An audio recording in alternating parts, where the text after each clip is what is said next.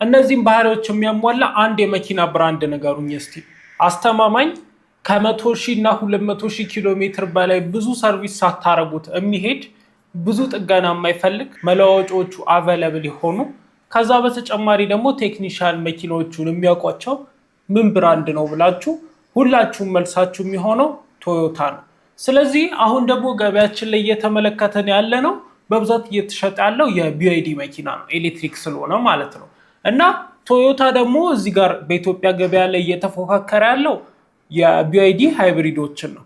ስለዚህ ከቢዋይዲ ሃይብሪዶች እና ከቶዮታ ሃይብሪዶች ደግሞ የትኛው ይሻላል ብለን በምናወዳደርበት ጊዜ በዋናነት ቶዮታ ሃይብሪድ የምናገኘው ኮሮላ ክሮስ ሃይብሪዱን እና ራፎር ሃይብሪዱን ነው ማለት ነው። ስለዚህ በዚህ ቪዲዮ በጣም ኢንተረስቲንግ ስለሆነው ደስ ስለሚለው በጣም ፕራክቲካል በትክክል መጠቀም ስለምትችሉ ስለ ኮሮላ ክሮስ ሃይብሪድ ማብራሪያ ልስጣችሁ ማለት ነው። ይሄ ኮሮላ ክሮስ ሃይብሪድ አሁን የምነግራችሁ በ2025 ሞዴሉ ነው። ይሄ ኮሮላ ክሮስ በዋናነት ፓወር የሚደረገው 2 ሊትር 4 ሲሊንደር የጋዞሊን ኢንጂን አለው። ጋዞሊን ማለት የቤንዚን ኢንጂን አለው ማለት ነው።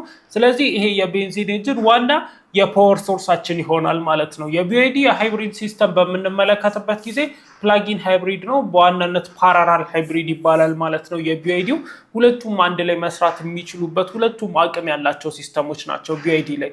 ወደ ኮሮላ በምንመጣበት ጊዜ ግን የኮሮላ ሃይብሪድ ጊዜ ምንድነው የሚፈጠረው መሰላችሁ? ባትሪ ካፓሲቲው በጣም ዝቅተኛ ነው። ከዛ ውጭ ደግሞ የኤሌክትሪክ ሞተሮቹም ይሄን ያህል ጉልበትም ፍጥነትም የላቸውም እና በዋናነት እንዲንቀሳቀሱ የሚታሰበው በጋዝ ኢንጂናቸው ነው ማለት ነው። እና ለዛም ነው የጋዝ ኢንጂኑ ትልቅ የሆነው 2 ሊትር ማለት 2000 ሲሲ ማለት ነው። ስለዚህ 2000 ሲሲ ኢትዮጵያ ውስጥ ለቤት መኪና በጣም ትልቅ የሚባል ነው።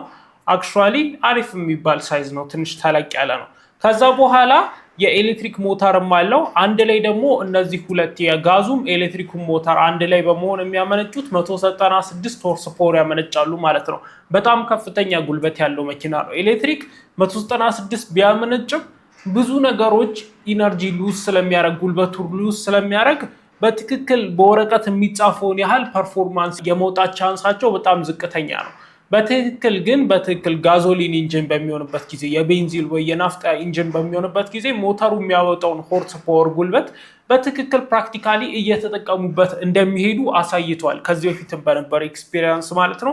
ስለዚህ በእንደዚህ አይነት ሲስተም 196 ሆርስ ፓወር አሪፍ የሚባል ነው። በዋናነት ይሄ መኪና የሚገኘው ደግሞ በኦል ዊል ድራይቭ ሞዴል ነው። በኦል ዊል ድራይቭ ሞዴል ማለት ሁሉም ጎማዎች እንዳስፈላጊነት ይነዳሉ ማለት ነው። በብዛት ዊል ነው እንጂ የሚሆነው። ከዛ በኋላ አንዳንድ ጊዜ ደግሞ ሁለቱ ይጨመሩና በአጠቃላይ በአራቱ ጎማዎቹ ይሄዳል ማለት ነው። እንደ አስፈላጊነቱ ነው ኦል ዊል የሚሆነው። በብዛት ግን ቱ ዊል ሆኖ ነው የሚንቀሳቀሰው ማለት ነው።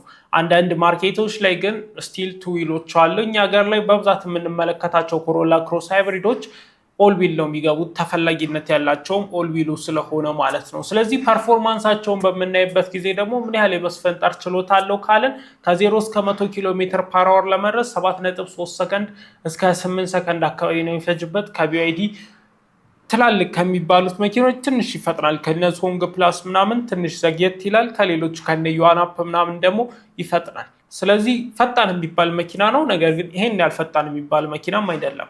ከዛ ውጭ ደግሞ ምን ያህል ነው የፊውል ኮንሰፕሽኑ በምንመለከትበት ጊዜ የፊውል ኮንሰፕሽኑ ከተማ ውስጥ ከሆነ ኤሌክትሪክ ስለሆነ በዋናነት የሚጠቀመው ይሄ መኪና 19 ኪሎ ሜትር ፐር ሊትር ነው የሚሄድላችሁ ማለት ነው።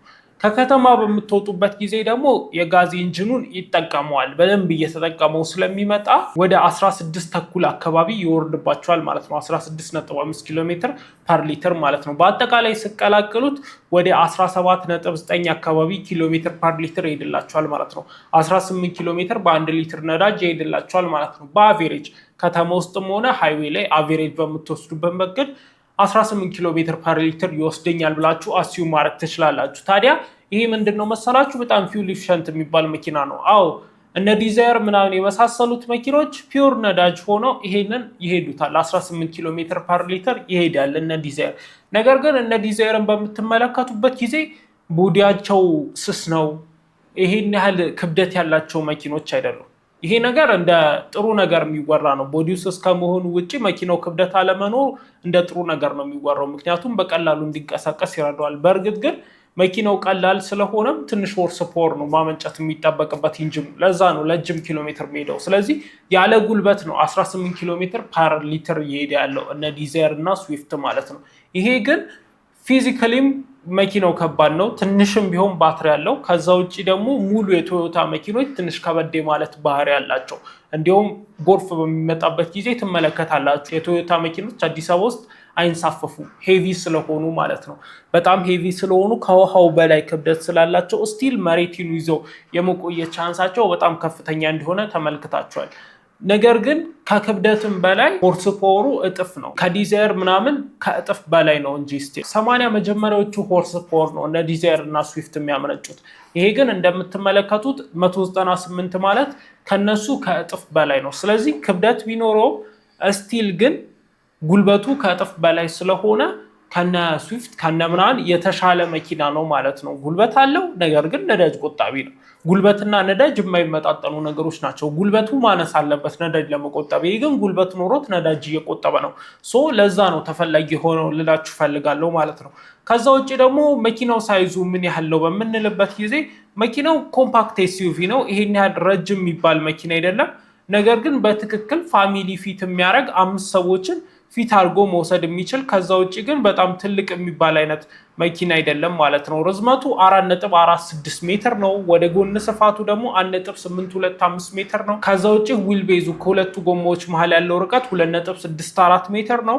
ከዛ ውጭ ቁመቱ ደግሞ 1.62 ሜትር ነው። ቁመት ከዩዋናፕ በ2 ሴንቲሜትር ነው የሚበልጠው። በዚህ በሚያክል ነው ቁመት የሚበልጠው ማለት ነው። ስለዚህ ቁመቱ ከዩዋናፕ ጋር እኩል ነው። ስፋት በምንመለከትበት ጊዜ ደግሞ 1.825 ነው። ዩዋናፕ 1.6 አካባቢ ነው። ትንሽ ከዩዋናፕ ሰፋ ይላል ማለት ነው። ወደ 30 ሴንቲሜትር አካባቢ ከዩዋናፕ ትንሽ ሰፋ ይላል ማለት ነው። ትንሽ ረዘም የሚላል 4.46 ሜትር ነው። ስለዚህ ዩዋናፕ ነው የሚመስለው። ከዩዋናፕ ግን ትንሽ ሰፋ ለቅቅ ያለ ስፔስ ይሰጣችኋል ማለት ነው። ከዛ ውጭ ደግሞ ማሰብ ያለባችሁ ነገር ዩዋናፕ በጣም ትልቅ ባትሪ ያለው። ትልቅ ባትሪ መሆኑ ደግሞ ሩሞቹን ይይዝባቸዋል። በተለይ መረጋገጫው ከፍ እንዲል ያደርገዋል። ስለዚህ ውስጡ ያለውን ስፔስ ይጠባል። ይሄ ግን በትክክል የጋዝ መኪና ስለሆነ ትንሽዬ ሰልባትዮ ይኖረዋል። ከፊት ነው ሞተሩ የሚሆነው። ከዛ ውጭ ምንም ሲስተም አያስፈልገው የጋዝ መኪና ስለሆነ። ስለዚህ ስፔሱ ፕራክቲካሊ ሰፋ ያለ ስፔስ ይሰጣቸዋል ማለት ነው። ፊውል ታንኩ የአሜሪካ ቨርዥኑ ከሆነ እስከ 40 ሊትር ነው የሚይዘው። እስከ 50 ሊትር የሚይዙ ሞዴሎች አሉ። ስለዚህ 40 ሊትር አካባቢ ነው በዋናነት የሚሸጠው ሞዴል የሚይዘው ፊውል ታንክ ማለት ነው። ግራውንድ ክሊራንሱ ደግሞ በጣም አስፈላጊ ነገር ነው እኛ ሀገር ላይ። ይሄ መኪና ደግሞ ግራውንድ ክሊራንሱን 20 ሴንቲሜትር ይዟል ማለት ነው። 0.2 ሜትር ማለት 20 ሴንቲሜትር ነው። 20 ሴንቲሜትር ከግራውንድ ክሊራንስ አለው ማለት ከኦፍሮደሮቹ ከሚኒመም ከሚባለው ኦፍሮደር እኩል ነው ማለት ነው። ስለዚህ ግራውንድ ላይም ከፍ ያለ መኪና ነው። ይሄን ያለ የሚያሰጋ መኪና አይደለም። የፈለጋችሁበት ቦታ ሄዳችሁ መንዳት የምትችሉት አይነት መኪና ነው ማለት ነው። ግራውንድ ክሊራንሱም አሪፍ ነው። ይሄ መኪና የኤሌክትሪክ ሞተር እንደሚያዙ ደግሞ ሪጀነሬቲቭ ብሬኪንግ አለው ማለት ነው። ሪጀነሬቲቭ ብሬኪንግ ማለት በቀላሉ ሳስረዳችሁ ዲናሞ አለ። ዲናሞ ላይ በዚህ በኩል ኤሌክትሪክ ሳሰጣችሁት በዛ በኩል መካኒካል እሽክርክሪት ይወጣል እንደምታውቁት ማለት ነው። ስለዚህ መካኒካል እሽክርክሪት በዛ በኩል ከሰጣችሁት ደግሞ በተቃራኒው በኩል ኤሌክትሪክ ይወጣል ማለት ነው። ይሄንን እናንተ ራሱ በትንሽዬ ዲናሞ ራሱ መሞከር ትችላላችሁ። እንዲህ በምታዞሩበት ጊዜ በጫፉ በኩል በዋየሮቹ ጋር ከረንት ይወጣል ማለት ነው። እሱን ለማረጋገጥ እያዞራችሁ እንዲህ ሁለቱን ዋየሮች ብታነካኩ ትንሽ ፍሌም ይፈጥርላችኋል። ስለዚህ በትክክል ኤሌክትሪክ ያመነጫል ማለት ነው። ሪቨርስ በምታረጉበት መኪኖች ደግሞ ፍሬን በሚያዝበት ጊዜ የራሳቸው ኢነርጂ ይኖሯቸዋል መመለስ የሚፈልጉት። በዛን ጊዜ ደግሞ ይህ የኤሌክትሪክ ሞተር ከጎማው ይህንን ኢነርጂ አሽከርካሪቱን ይቀበልና ወደ ኋላ ኤሌክትሪኩን ይመልሰውና ወደ ባትሪው ቻርጅ ያደርጋል ማለት ነው። ስለዚህ ሪጀነሬቲቭ ብሬኪንግ አለው ማለት ነው። ፍሬም በምትይዙበት ጊዜ ቻርጅ ያደርጋል መኪናው። ለኤሌክትሪክ መኪኖች ከተማ ውስጥ እንዲነዱ የሚፈለግበት ዋነኛው ምክንያት ሪጀነሬቲቭ ብሬኪንግ ነው። ፊውል ኢፊሸንት የሆነበት ሌላኛው ምክንያት ደግሞ ይሄ ምክንያት ነው ማለት ነው።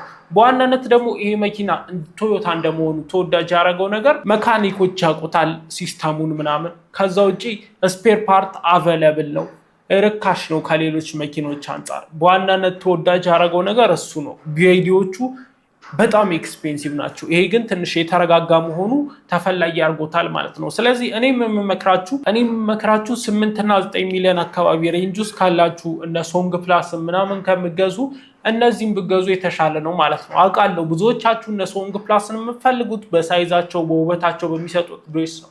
ነገር ግን ፕራክቲካል መኪና የምትፈልጉ ከሆነ ቶሎ መኪና መቀየር የማትፈልጉ አይነት ሰዎች ከሆናችሁ ይሄ ኮሮላ ክሮስ ለእናንተ ምርጫችሁ መሆን አለበት ማለት ነው። እዚህ ጋር የምትመለከቱት ደግሞ ምርጥ የካር ኮሚኒቲ ሲሆን ይሄንን ኮሚኒቲ መቀላቀል ትችላላችሁ። ኢትዮጵያ ውስጥ የማታገኙት አይነት ኮንሲስታንት የሆነ የካር ቻናል ነው። ይሄንን ቻናል ሰብስክራይብ ማድረግ እንዳረሱ። ምርጥ የኮንተንት ክሬሽን ቱቶሪያል ደግሞ እኔ ራሴ አዘጋጅቼላችኋለሁ። ቲክቶክ ላይ እንደምታውቁት ከ640 ሺህ በላይ ፎሎወሮች አሉኝ።